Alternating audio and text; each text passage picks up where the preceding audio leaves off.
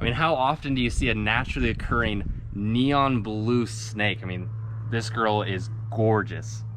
What's going on, guys? Welcome to the video. If you're new here, my name's Ryan, and as you see, Kyle's not with me today. He's actually out, I think he's going on a shark dive, but I've got some really exciting news for you. So I'm gonna go ahead and hand my camera over to my cameraman. He's from another video. He doesn't want to be seen today, but his name's Jack. You know who he is. So I got some of my snakes. It's really exciting. So for bringing them all in, I had the cages here. I was able to get those in when I moved. However, to import non-native reptiles into the state of Florida, or actually any non-native animals in the state of Florida, you need an importation permit.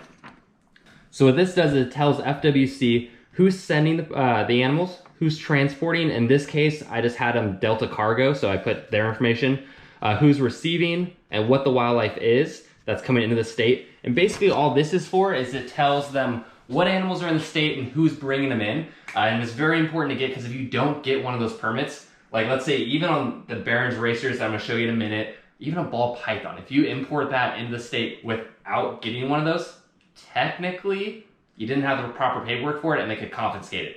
Now, as well as getting the importation permit for my non-restricted species, they also gave me my permit for my venomous species. So I'm just waiting on the actual permit to come in, and then I'll bring those guys in the state as well. So I've got some rattlesnakes, I've got some other stuff back in California that'll be coming here. Now let's get to some of my favorite snake species, the ones I actually just got in, Barron's racers. Now, if you're not familiar with these guys, I'm gonna show you a couple of them. They're from South America, Bolivia, Uruguay, Paraguay, that region. And let's see, they're really beautiful. They do have kind of a feeding response, so I want to make sure I can break that before you grab them, because that's about the only time that you'll actually get bit with these guys, except for one of mine, because they will bite you just because, and that's the blue one down there.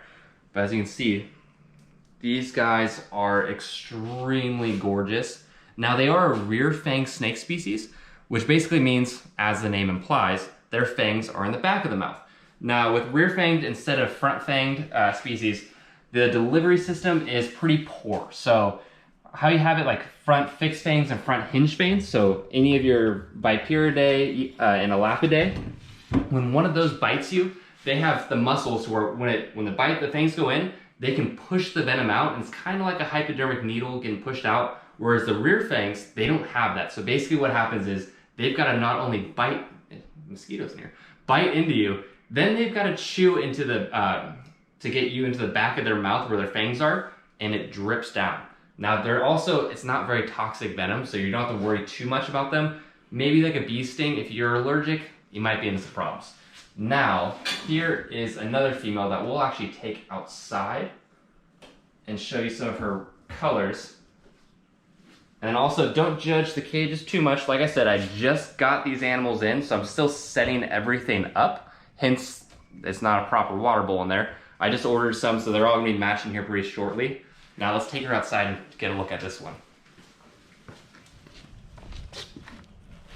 Now this is actually a blue Barron's racer, and their scientific name is Philodryas baroni.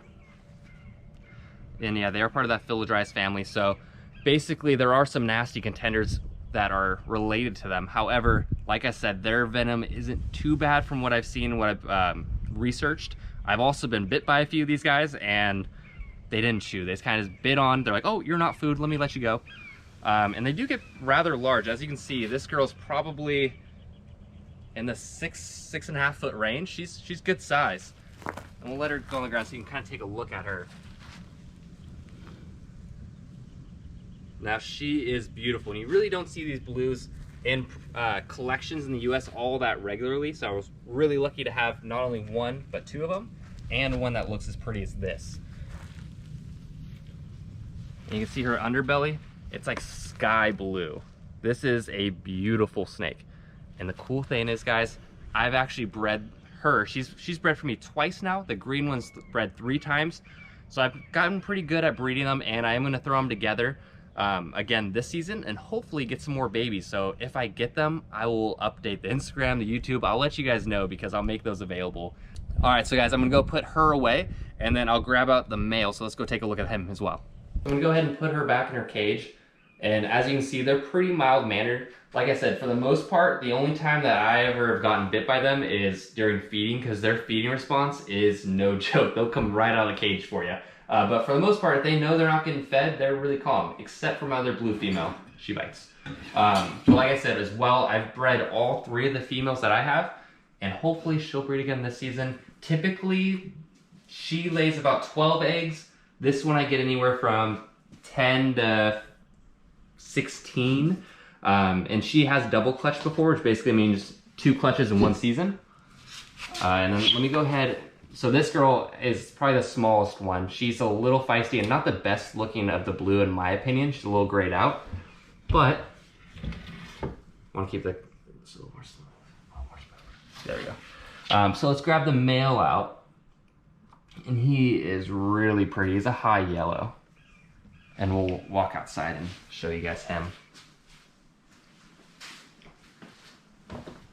You can get some real natural sunlight on this guy.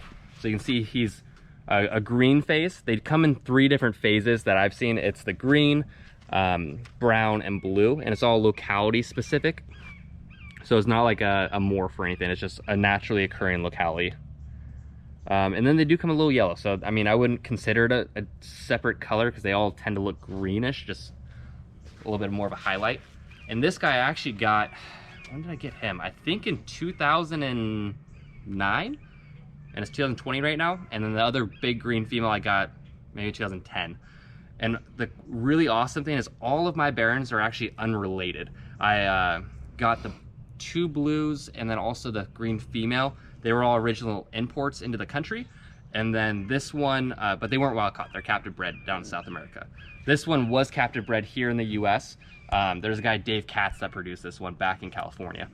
So let's go ahead and put them away, and then I will show you one other snake today, and we'll call it a day. I do have some ball pythons and stuff, so if you guys want to see that, let me know in the comments and I'll show you that. But besides that, I'll show you some of the more unique animals that I have. All right, guys, so the last snake I'll show you today is probably my favorite single snake in my collection. Or at least that's here so far.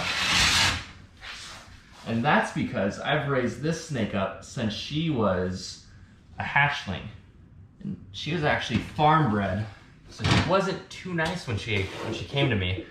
And if you're familiar with this species at all, they do get a bad rep.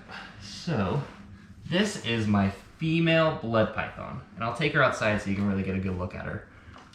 She's getting quite big. She's in a 6-foot vision cage. I'll go ahead and take her outside. And I'll get her nice and stretched out for you guys so you can see her.